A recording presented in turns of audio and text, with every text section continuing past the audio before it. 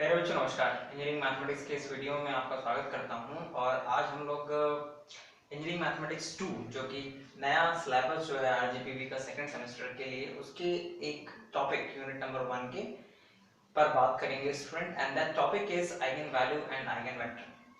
ये unit number 1 का student last topics में से है और हम इससे पहले काफी टॉपिक्स के ऊपर बात कर चुके हैं और फाइनली आज हम इस टॉपिक के ऊपर बात करेंगे।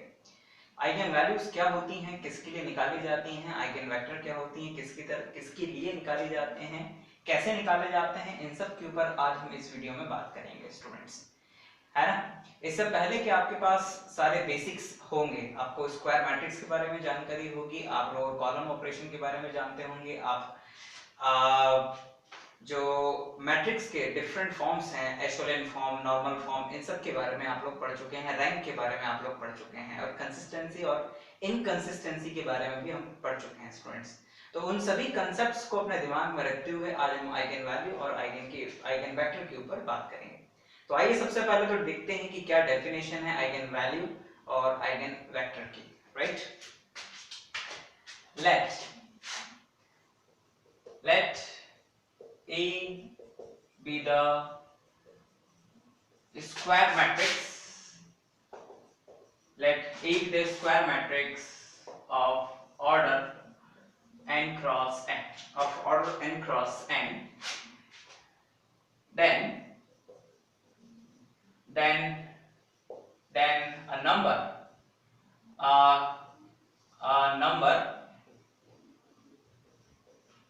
number. Maybe it is real बच्चों और कॉम्प्लेक्स, ये रियल और कॉम्प्लेक्स दोनों हो सकता है। Then a number lambda is said to be eigenvalue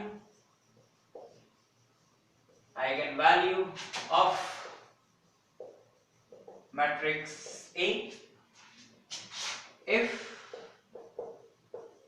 if there exists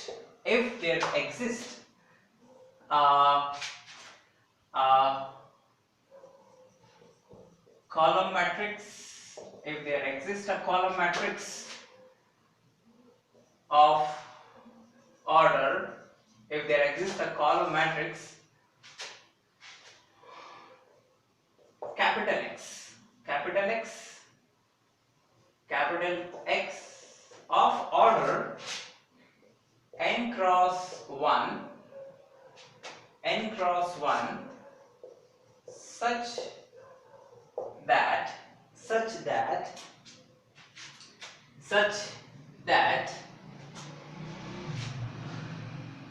AI, yeah, this is such that students, it's ax into is equals to lambda x, ठीक। It means that कि किसी भी square matrix A के लिए कोई number lambda eigen value होता है अगर एक कॉलम मैट्रिक्स X इस तरह से एग्जिस्ट करे कि A into x is equals to lambda into x. अगर ये दोनों आपस में बराबर होते हैं स्टूडेंट्स, तो उस केस में ये जो लैम्डा होता है that lambda is called eigen value of A, ठीक है ना। और ये जो x होता है इसे कहते हैं आइगन वेक्टर ऑफ A, ठीक है बच्चों। और इस एक्सप्रेशन को हम लोग इस तरह से भी लिख सकते हैं, it's ax minus lambda x is equals to 0 and this implies that a minus lambda I into x is equals to 0 students, ठीक। तो अगर किसी मैट्रिक्स A के लिए ये एक्सप्रेशन सेटिस्फाई होती है स्टूडेंट, तो उस केस में लैम्डा को कहा जाता है eigen value of matrix A, square matrix A। ध्यान रखिएगा कि आइगन वैल्यू और आइगन वेक्टर केवल स्क्वायर मैट्रिक्स के लिए निकलते हैं, and this x is called eigenvector of that square matrix। तो स्टूडेंट्स ये आइगन वैल्यू और आइगन वेक्टर की डेफिनेशन हुई।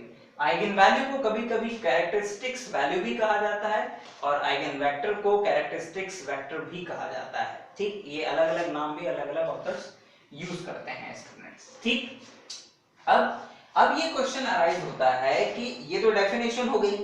अब मान लीजिए कि कोई मैट्रिक्स हमें गिवन हो, तो उसके लिए आइगन वैल्यू कैसे निकालेंगे और आइगन वेक्टर कैसे निकालेंगे, तो इसको हम लोग शॉर्ट में समझ लेते हैं स्टूडेंट्स। ठीक, यानी कि working rule to find eigen value and eigen vector, eigen value and eigen vector students. It's very easy, बहुत ही आसान है। इसके लिए स्टूडेंट्स आपको करना ये होगा कि सबसे पहले कैरेक्टरिस्टिक्स इक्वेशन बनानी होगी। Characteristics equation of matrix A.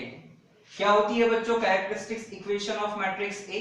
It is determinant a minus lambda I is equals to 0। ये जो इक्वेशन होती है बच्चों, इसी को ही हम लोग कहते हैं कैरेक्टरिस्टिक्स इक्वेशन। ठीक, यस, ये कैरेक्टरिस्टिक्स इक्वेशन। तो इस कैरेक्टरिस्टिक्स इक्वेशन का जो सॉल्यूशन होता है वही आइगन वैल्यू होता है। मतलब a minus lambda I जो है, I is what? I is the square matrix, है ना, और इसका ऑर्डर भी उतना ही होता है जितना कि मैट्रिक्स A का होता है। तो बेसिकली हम लोग क्या कर रहे हैं, इस मैट्रिक्स A के डायगोनल एलिमेंट्स में से लैम्डा माइनस कर रहे हैं और फिर जो मैट्रिक्स बचेगा रिमेनिंग रिजल्टेंट मैट्रिक्स, उसका हम लोग डिटरमिनेंट वैल्यू निकाल रहे हैं बच्चों। तो यहां से एक इक्वेशन बनेगी लैम्डा के टर्म्स में, जिसे हम लोग सॉल्व करेंगे तो हमारे पास लैम्डा की कुछ वैल्यूज आएंगी जो कि आइगन वैल्यूज होंगी, और जितने ऑर्डर का मैट्रिक्स होगा उतनी ही आइगन वैल्यूज हमें मिलेंगी। ठीक है, यानी कि solution of characteristics equation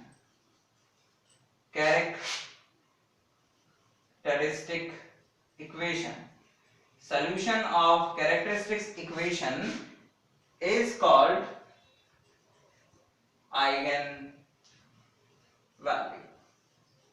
eigen values students. और जब हमारे पास में आइगन वैल्यूज आ जाएंगी बच्चों, तो जितनी आइगन वैल्यूज आएंगी उन आइगन वैल्यूज के करस्पॉन्डिंग हम आइगन वेक्टर फाइंड करते हैं। तो सपोज दैट स्टूडेंट्स हमारे पास में मान लीजिए कि आइगन वैल्यूज आई हैं कुछ, है ना। मान लीजिए हमारे पास में कुछ लैम्डा की वैल्यूज आई हैं, lambda 1, lambda 2, lambda 3 and so on.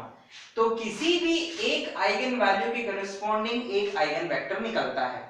हालांकि ये बात है कि आइगन वेक्टर कभी यूनिक नहीं होता है, ओके, और एक आइगन वैल्यू के corresponding infinite number of eigen vectors निकाले जा सकते हैं, लेकिन हमें केवल एक निकालना होता है, और हर आइगन वैल्यू के लिए अलग अलग आइगन वेक्टर्स आते हैं। तो आइगन वेक्टर फाइंड करने के लिए हमें एक इक्वेशन को सॉल्व करना होता है। कौन सा? That equation a minus lambda 1 I into x is equals to 0। ठीक, जब हम इस इक्वेशन को सॉल्व करेंगे, यानी कि solution of one for any eigen value lambda 1, the solution of 1 for any eigenvalue lambda 1, that is x, is called eigenvector for lambda, eigenvector of matrix A corresponding to lambda is equals to lambda, I। तो students किसी भी eigen value की corresponding अगर हमें eigen vector निकालना है, तो यहाँ हम आइगन वैल्यू की वैल्यू सब्स्टिट्यूट करेंगे, इस एक्सप्रेशन को सॉल्व करेंगे और जो भी इस x की वैल्यू आएगी वो हमारा आइगन वेक्टर होगा। और जितने ऑर्डर का मैट्रिक्स होगा उतने ही ऑर्डर यानी कि उतनी ही रो और इनटू वन कॉलम का ये x होगा। सपोज दैट कि हमारा जो A है वो 3 क्रॉस 3 मैट्रिक्स है, तो ये जो x होगा ना वो x एक्चुअल में बेसिकली 3 क्रॉस 1 का एक मैट्रिक्स होगा। और क्योंकि हमें x की वैल्यू निकालना है तो उसको वेरिएबल के टर्म्स में हम लोग लेंगे, मान लेंगे कि इट्स अ xyz और फिर इस xyz को बच्चों हम लोग सॉल्व करेंगे तो हमारे पास में किसकी वैल्यूज आ जाएंगी, हमारे पास में आइगन वेक्टर की वैल्यू हो जाएगी। तो फाइनली स्टूडेंट्स आइगन वैल्यू निकालने के लिए इस कैरेक्टरिस्टिक्स इक्वेशन को सॉल्व करना है और आइगन वेक्टर निकालने के लिए किसी खास आइगन वैल्यू के करस्पॉन्डिंग आइगन वेक्टर निकालने के लिए हमें इस इक्वेशन को सॉल्व करना होगा। तो इस तरह से स्टूडेंट्स हम लोग किसी भी मैट्रिक्स स्क्वायर मैट्रिक्स के लिए eigen value and eigen vectors की वैल्यू फाइंड करेंगे। अब नाउ स्टूडेंट्स आइए कुछ एग्जांपल्स लेते हैं और उन एग्जांपल्स की मदद से समझते हैं कि कैसे हम किसी भी मैट्रिक्स के करस्पॉन्डिंग आइगन वैल्यू और आइगन वेक्टर फाइंड करेंगे। आइए क्वेश्चन लेते हैं बच्चों। क्वेश्चन है find the eigen value and eigen vector for matrix A is equals to, for matrix A is equals to 1 minus 2 minus 5 and 4। ठीक, इस मैट्रिक्स के लिए स्टूडेंट्स हमें क्या फाइंड करना है, हमें eigen value and eigen vector find करना है। ठीक है बच्चों, तो आइए जरा हम लोग आइगन वैल्यू और आइगन वेक्टर फाइंड करते हैं इस matrix A 1 minus 5 and minus 2 4 के लिए। नाउ स्टूडेंट्स सॉल्यूशन शुरू करते हैं हम लोग और जो सबसे पहला काम है वो हम ये है कि हम फाइंड करेंगे the characteristic equation for matrix A। क्या होती है बच्चों, it's A minus lambda I is equals to 0 determinant. Now इसका डिटरमिनेंट फाइंड करना है तो आपको पता है कि a माइनस लैम्डा i का मतलब है डायगोनल एलिमेंट्स में से लैम्डा माइनस कर देना। तो ये हमें मिल जाएगा बच्चों कितना, it's 1 minus lambda, it's -2, it's -5 and it's 4 minus lambda is equals to 0। Now ये अब क्या है, इट्स डिटरमिनेंट। ठीक है, अच्छा आप में से किसी को ये तो कंफ्यूजन नहीं है कि ये वैल्यू हमने कैसे निकाल दी है या फिर ये i कहां से। इट्स वेरी इजी बच्चों, हुआ ये है कि A मैट्रिक्स है, ठीक है ना, एंड माइनस लैम्डा i, तो i में लैम्डा का मल्टीप्लाई करते हैं और फिर माइनस कर देते हैं और जितने ऑर्डर का ये A होता है उतने ही ऑर्डर का i भी होता है। तो ये i जो है इसके डायगोनल एलिमेंट में 1 1 होता है, तो लैम्डा का मल्टीप्लाई करेंगे तो 1 1 1 हो जाएगा डायगोनल में से, और जब इसमें से माइनस करेंगे तो वो डायगोनल में से माइनस हो जाएगा A के, और हमारे पास में ये मैट्रिक्स आएगा और फिर इसका डिटरमिनेंट ले लेंगे तो हमारे पास में इतना आ जाएगा स्टूडेंट्स। ठीक, तो finally we have 1 minus lambda minus 2 minus 5 and 4 minus lambda is equals to 0। इसके डिटरमिनेंट वैल्यू हमें निकालनी है और फिर इसके बाद में इसको सॉल्व करना है। तो जब हम इसे सॉल्व करते हैं स्टूडेंट्स तो हमारे पास में जो इक्वेशन आती है, मैं यहाँ पर डायरेक्ट यूज कर लेता हूँ बच्चों, जो हमारे पास में इक्वेशन आती है that equation is lambda square, it's a lambda square minus 5 lambda minus 6 is equals to 0। आप इसे सिंप्लीफाई करिएगा स्टूडेंट्स, एंड स्टूडेंट्स जब इसको हम लोग सॉल्व करेंगे तो हमारे पास इसके दो फैक्टर्स बनेंगे, एक बनेगा lambda minus 6 और एक बनेगा बच्चों lambda plus 1 is equals to 0। तो यहाँ से बच्चों हमारे पास में lambda की दो वैल्यू आएगी, एक तो 6 और एक -1। तो इस तरह से स्टूडेंट्स ये जो आई हैं these are the eigen value of A। ये मैट्रिक्स A की आइगन वैल्यूज आई हैं स्टूडेंट्स, दो वैल्यूज आई हैं 6 और -1, क्योंकि जितने ऑर्डर का मैट्रिक्स होता है उतने ही आइगन वैल्यूज हमें मिलते हैं। ठीक, अब इन आइगन वैल्यूज के करस्पॉन्डिंग स्टूडेंट्स आइए हम लोग आइगन वेक्टर फाइंड करते हैं। ठीक, नाउ तो हम लोग यहाँ पर लेते हैं सबसे पहले केस नंबर 1। केस नंबर 1 में क्या लेते हैं, let x1 is equals to 2 cross 2 का ये मैट्रिक्स था A, तो हम यहां पर ले लेते हैं xy.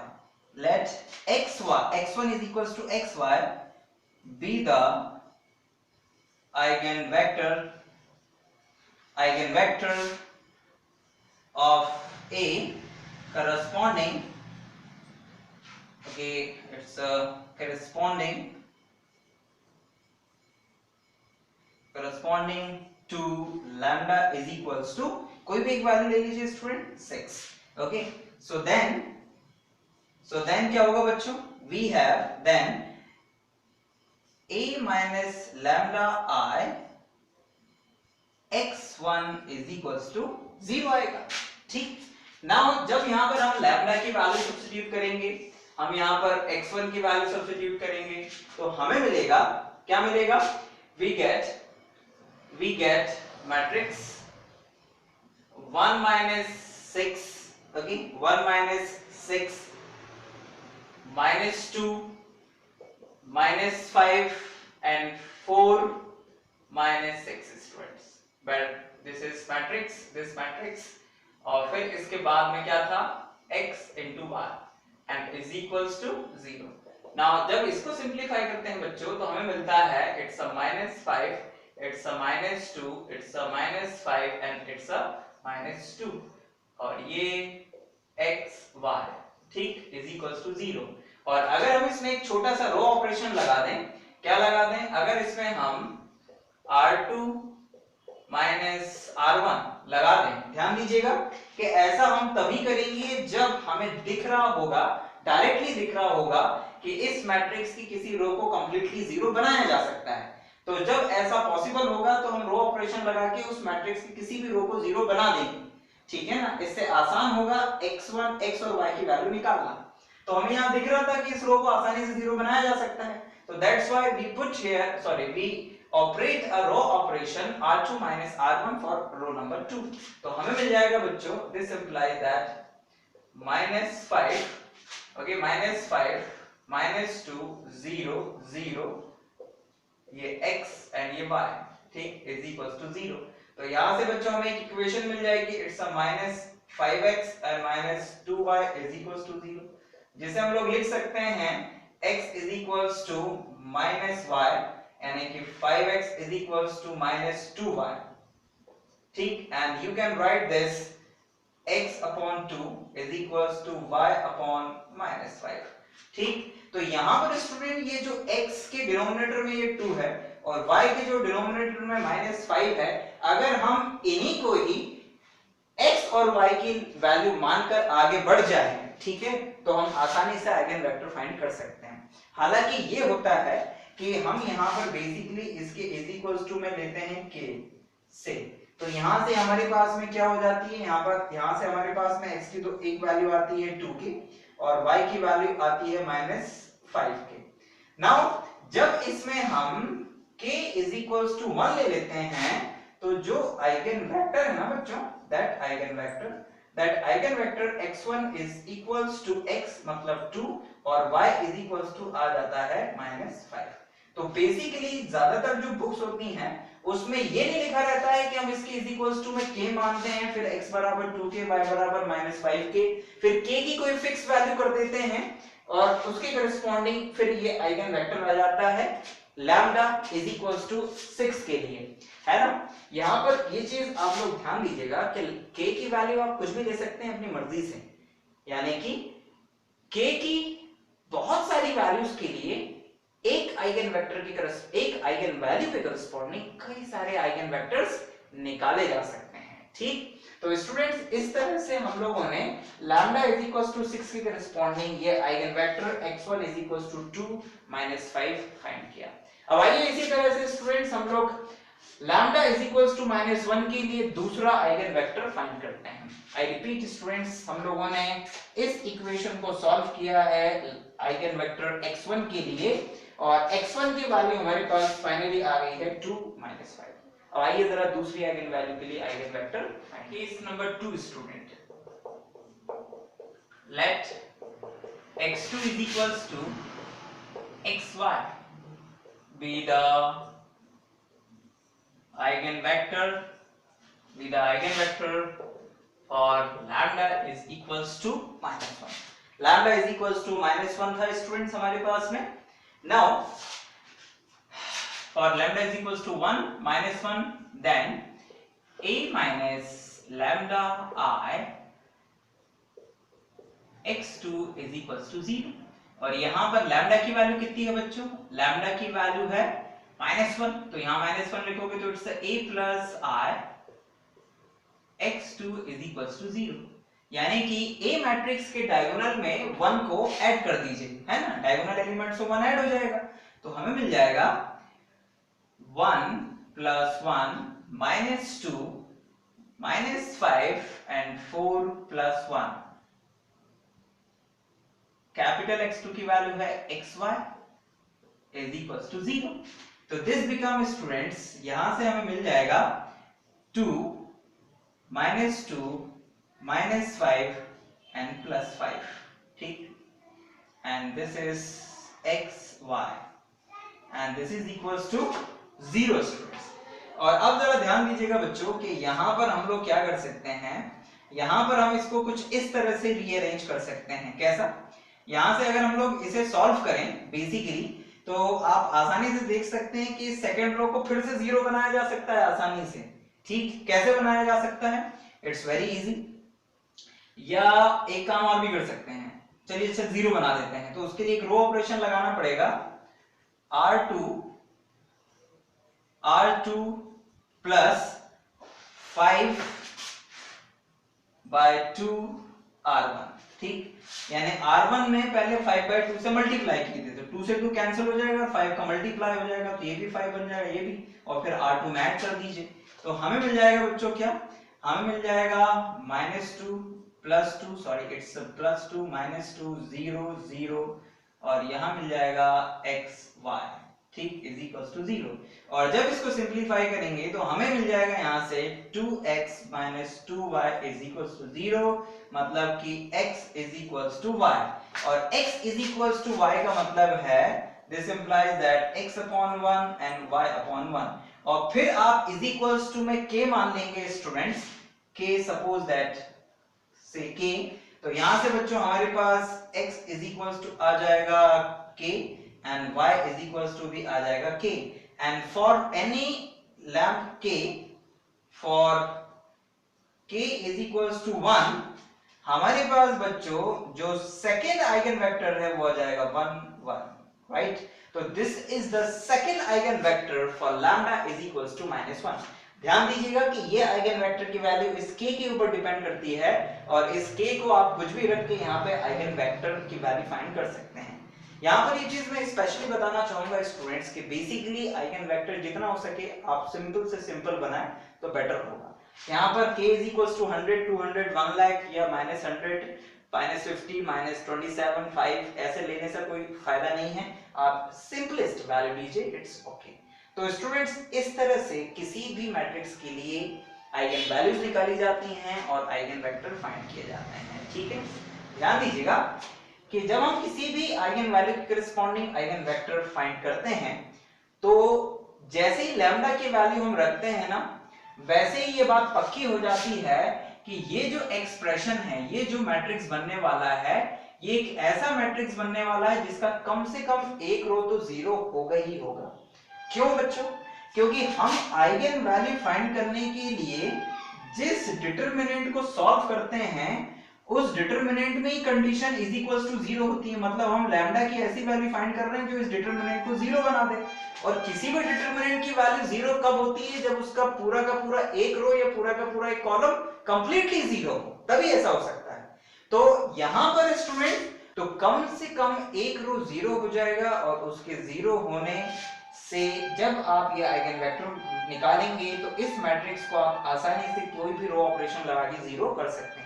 लेकिन ऐसी कोशिश आप तभी करिएगा जब आपको डायरेक्ट दिख रहा हो. हालांकि आप रो और कॉलम ऑपरेशन लगाएंगे, 2-3 लगाएंगे तो 0 बन जाएगी रो, लेकिन आइगन वेक्टर निकालते समय ज्यादा दिमाग या ज्यादा मेहनत करने की जरूरत नहीं है, क्योंकि आप जो भी इक्वेशंस बनने वाली हैं उनको सॉल्व करोगे और xy की वैल्यू निकालोगे तो वही आएंगी जो किसी दूसरी इक्वेशन, यानी यहां से जैसे अगर हम यहीं से 2 इक्वेशंस बना देते तो दोनों इक्वेशंस को जब सॉल्व करते तब भी हमारे पास में ये 1 1 ही आता, कोई दूसरी वैल्यू नहीं आती, इसलिए परेशान होने की भी जरूरत नहीं है। तो आप 0 बना लें तो भी अच्छा है, नहीं बनाए तो भी अच्छा है, ठीक है ना। तो यहाँ पर स्टूडेंट्स हम लोगों ने समझा कि आइगन वैल्यू और आइगन वेक्टर कैसे निकालते हैं। अब आइए जरा एक 3x3 का मैट्रिक्स लेते हैं और उसके लिए आइगन वैल्यू और आइगन वेक्टर फाइंड करते हैं। स्टूडेंट्स यहाँ पर एक मैं ऐसा एग्जांपल लेने वाला हूं जिसमें दो आइगन वैल्यूज रिपीटेड होंगी, तो हमारे दोनों काम हो जाएंगे। एक तो ये काम हो जाएगा कि रिपीटेड आइगन वैल्यू के लिए आइगन वेक्टर कैसे निकालते हैं पहला, और दूसरा ये भी काम हो जाएगा कि किसी 3x3 मैट्रिक्स के लिए जब हम लोग आइगन वैल्यू और आइगन वेक्टर निकालते हैं तो उसका प्रोसेस कैसे किया जाता है। प्रोसेस तो लगभग यही रहेगा, लेकिन फिर भी एक 3x3 का मैट्रिक्स ले लेंगे तो ज्यादा आसानी होगी। साथ ही हम नए एग्जांपल में ये भी समझेंगे कि रिपीटेड आइगन वैल्यू के लिए आइगन वेक्टर कैसे निकाला जाता है। तो इसे ध्यान से समझिएगा स्टूडेंट्स, बिकॉज ये इस टॉपिक के लिए एक लास्ट एग्जांपल है। ओके, आइए स्टूडेंट एक क्वेश्चन लेते हैं। क्वेश्चन है find eigen value and eigen vector of matrix A 2 2 1 1 3 1 1 2 2, right. एक 3x3 की मैट्रिक्स है स्टूडेंट, और इसके लिए हमें आइगन वैल्यू और आइगन वेक्टर फाइंड करना है। तो आइए जरा सॉल्यूशन शुरू करते हैं। तो सॉल्यूशन के क्रम में जो सबसे पहला काम है वो है the characteristics equation of matrix A. It's lambda A minus lambda I determinant is equals to 0. यानी students determinant 2 minus lambda 2 1 1 3 minus lambda 1 1 2 and 2 minus lambda is equals to 0. जब इस 3x3 के डिटरमिनेंट को स्टूडेंट्स आप लोग solve करेंगे lambda के लिए, तो आपके पास में जो इक्वेशन आएगी बच्चों, वो इक्वेशन कुछ इस तरह से होगी। दैट इक्वेशन इज ये इक्वेशन कुछ इस तरह से फाइंड होगी बच्चों। It's a minus lambda minus 1 and lambda square minus 6 lambda plus 5 is equals to 0। और जब इस इक्वेशन को आप लोग सॉल्व कर देंगे बच्चों, तो यहां से लैम्डा की दो जो वैल्यूज आएंगी, लैम्डा इज इक्वल्स टू आएगा 1 1 एंड 5, ठीक। तो these are the eigen value of A, right? These are the eigenvalue of matrix A. Now बच्चों यहां पर अब आप कुछ चीजें ध्यान से समझिएगा। यहां पर जो आइगन वैल्यूज आई हैं वो तीन हैं, 1 1 एंड 5, जिसमें से दो आइगन वैल्यू रिपीटेड है। तो जब हम इस 1 की करस्पॉन्डिंग आइगन वेक्टर फाइंड करेंगे तो एक ही बार में दो आइगन वेक्टर फाइंड हो जाएंगे, यानी कि दोनों के लिए अलग अलग नहीं करना पड़ेगा क्योंकि रिपीटेड आइगन वैल्यूज हैं, और इस 5 के लिए अलग से निकाला जाएगा। तो हमें दो केसेस में आइगन वैल्यू फाइंड करनी है, 5 के लिए और 1 के लिए, ठीक। आप लोगों को ये समझना है कि जब 5 के लिए हम लोग आइगन वेक्टर मैं शायद गलत बोल गया, आइगन वैल्यू आइगन वेक्टर, तो लैम्डा इज इक्वल्स टू 5 के लिए जो आइगन वेक्टर निकालने की प्रोसेस रहेगी, वही प्रोसेस हर उस आइगन वैल्यू के लिए आइगन वेक्टर निकालने के लिए होगी जो कि नॉन रिपीटेड है। तो यहाँ पर आपको दो चीजें समझनी है कि नॉन रिपीटेड आइगन वैल्यू के लिए आइगन वेक्टर कैसे निकालते हैं 3x3 मैट्रिक्स अगर हो तो, और रिपीटेड आइगन वैल्यू अगर हो तो उसके लिए आइगन वेक्टर कैसे निकालते हैं। तो आइए जरा हम सबसे पहले 5 की करस्पॉन्डिंग आइगन वेक्टर फाइंड करते हैं। तो यहां पर लेंगे स्टूडेंट्स हम लोग case number 1, that is let x1 is equals to x y z be the eigenvector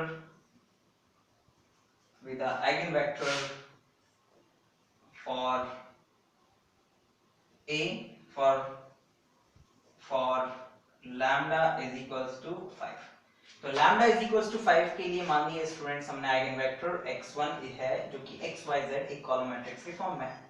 so then तो क्या होगा बच्चों यहाँ पर इट्स तो यहाँ पर होगा बच्चों it's a minus lambda i into x1 is equals to 0। तो जब हम यहाँ पर स्टूडेंट्स लैम्डा की वैल्यू रखेंगे तो it's a 5i x1 is equals to 0, यानी ए मैट्रिक्स के डायगोनल में से हमें क्या कर देना है, 5 को माइनस कर देना है। तो यहां पर हमें मिल जाएगा बच्चों,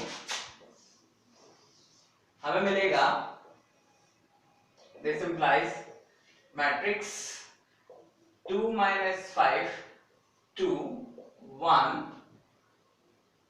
1 3 minus 5 1 1 2 2 minus 5, and here is x y and z is equals to 0 बच्चों।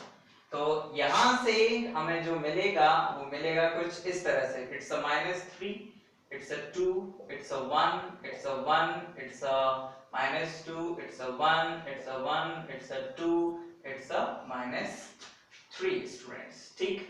And this is x y and z is equals to 0। और जब हम लोग स्टूडेंट्स ध्यान से देखते हैं इस मैट्रिक्स को, तो आप यहाँ पर देख सकते हैं कि यहाँ पर हम चाहें तो यहाँ पर रो और कॉलम ऑपरेशन लगा के कुछ रोज को 0 बना सकते हैं, लेकिन हम इसमें समय नहीं लगाएंगे।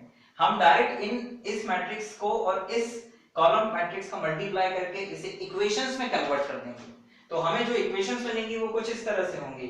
This implies that -3x plus 2y plus z is equals to 0, x minus 2y plus z is equals to 0, and x plus 2y minus 3z is equals to 0, ठीक। ये तीन इक्वेशंस मिलेंगी स्टूडेंट्स यहां से हमें। अब स्टूडेंट्स ये तीन इक्वेशंस में से किन्हीं भी दो इक्वेशंस को आप सॉल्व करिए और x y z की वैल्यू वैसे ही निकालिए जैसे हम लोगों ने अभी निकाली थी। तो जब आप स्टूडेंट्स इनमें से, तो हम फर्स्ट टू इक्वेशंस ले लेते हैं। तो यहां हम लोग लिखेंगे बच्चों सॉल्विंग फर्स्ट टू इक्वेशंस। तो फर्स्ट टू इक्वेशन सॉल्व करेंगे स्टूडेंट्स, तो हम लोग वही क्रॉस मल्टीप्लिकेशन मेथड जो आप लोगों ने 10th स्टैंडर्ड में पढ़ी होगी उसका यूज करेंगे। और यहां लिखेंगे बच्चों x, तो इसके डिवाइड में आएगा 2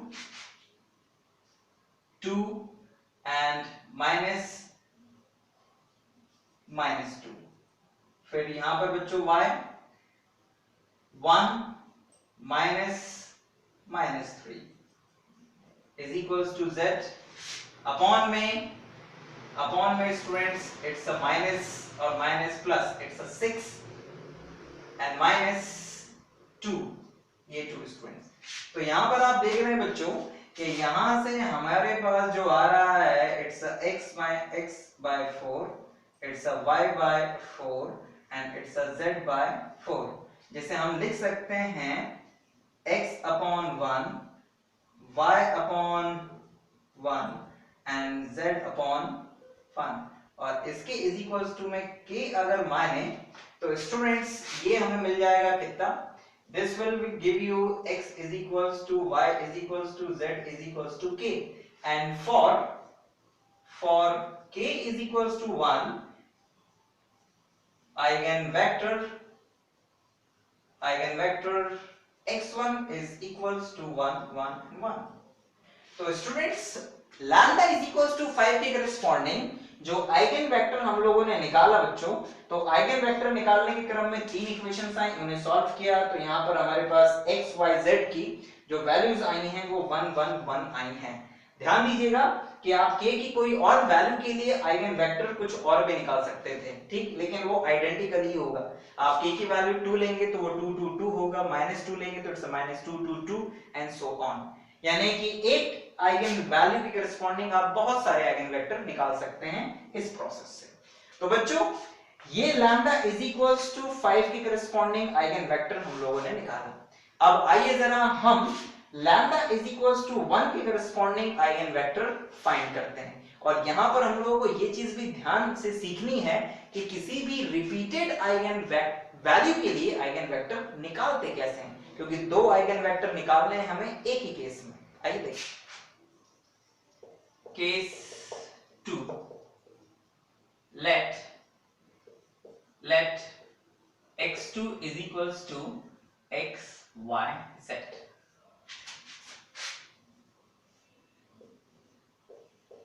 the eigenvector for lambda is equals to 1. ठीक, so then a minus lambda I x2 is equals to 0. तो यहाँ पर लैम्डा की वैल्यू कितनी है बच्चों? इट्स 1, यानी a minus I x2 is equals to 0, यानी कि जो डायगोनल एलिमेंट्स हैं उनमें से हमें 1 माइनस करना है, तो it's a 2 minus 1, it's a 2, it's a 1, it's a 1, it's a 3 minus 1, it's a 1, it's a 1, 2 and 2 minus 1, this one, और यहाँ आ जाएगा x, y and z, and this is equals to 0, and now this implies that students हमें मिल जाएगा it's a 1, it's a 2, it's a 1, it's a 1, it's a 2, it's a 1, it's a 1, it's a 2, it's a 1, ठीक, and x, y, z is equals to 0. आप ध्यान से देखिए students के यहाँ पर तीन जो रोज हैं वो तीनों की तीनों आइडेंटिकल बन गई हैं, लेकिन हर रिपीटेड आइगन वैल्यू के लिए हर मैट्रिक्स में ऐसा होगा जरूरी नहीं है, ठीक। तो नाउ स्टूडेंट्स जब हमारे पास ऐसा हो जाता है और दिख रहा होता है कि इन्हें जीरो बनाया जा सकता है, तो आप उन आइगन वैल्यूज को जीरो बनाइएगा स्टूडेंट्स, ठीक, उन रोज को जीरो बनाइएगा। तो यहाँ पर हम लोग दो ऑपरेशंस लगाएंगे, R2 minus R1 and R3 minus R1। तो इन दो ऑपरेशंस की मदद से हम लोग रो 3 और रो 2 को स्टूडेंट जीरो बना देंगे, तो हमें मिल जाएगा 1 2 1 0 0 0 0 0 0, ठीक, and x y and z, and this is equals to 0।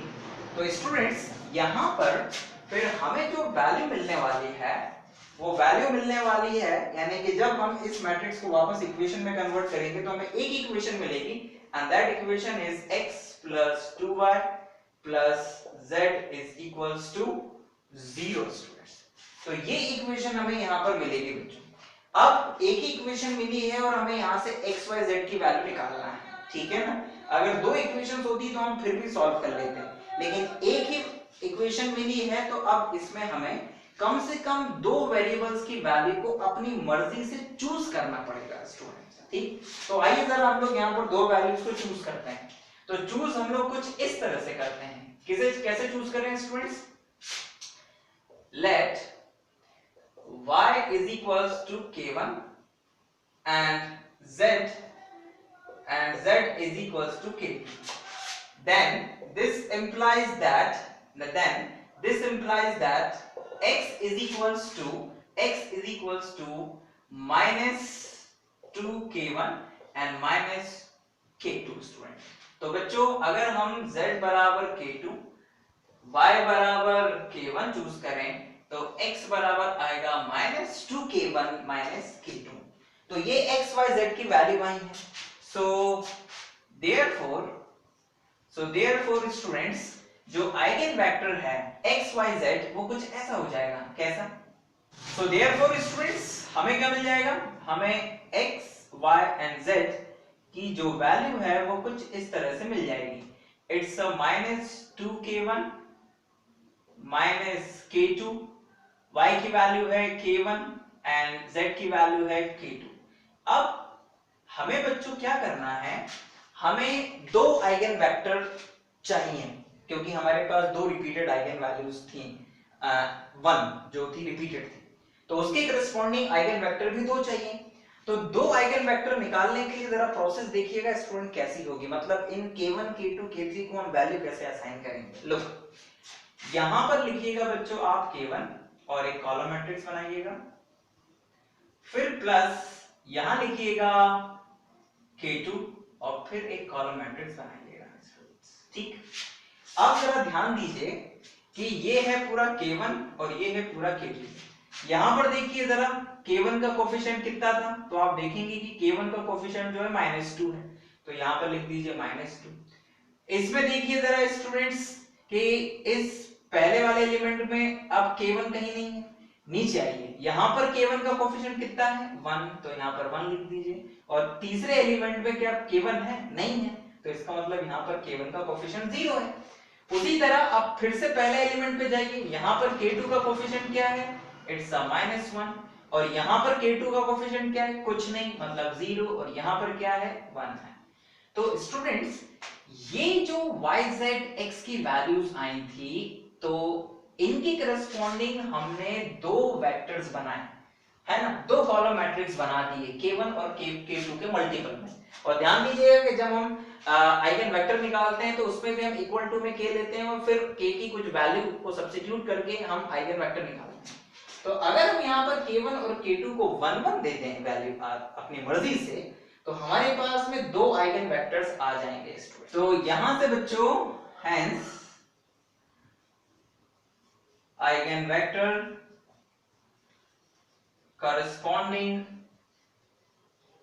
corresponding to lambda is equals to 1, दो आइगन वेक्टर्स आएंगे बच्चों। x2 is equals to, एक ये ले लीजिए, इट्स a -2 1 0, और एक और ले लीजिए x3 and that is -1 0 1। ठीक बच्चों, तो इस तरह से आइगन वेक्टर्स की वैल्यू हम लोग निकालेंगे किसी भी रिपीटेड आइगन वैल्यू के लिए। These are the eigen vector for lambda is equals to 1। तो स्टूडेंट्स इस पूरे क्वेश्चन में हम लोगों ने ये देखा कि किसी भी 3x3 के मैट्रिक्स के लिए आइगन वैल्यूज कैसे निकाली जाती हैं, आइगन वेक्टर कैसे निकाले जाते हैं, और किसी नॉन रिपीटेड आइगन वैल्यू के लिए आइगन वेक्टर कैसे निकाला जाता है, और किसी भी रिपीटेड वैल्यू के लिए आइगन वेक्टर कैसे निकाला जाता है।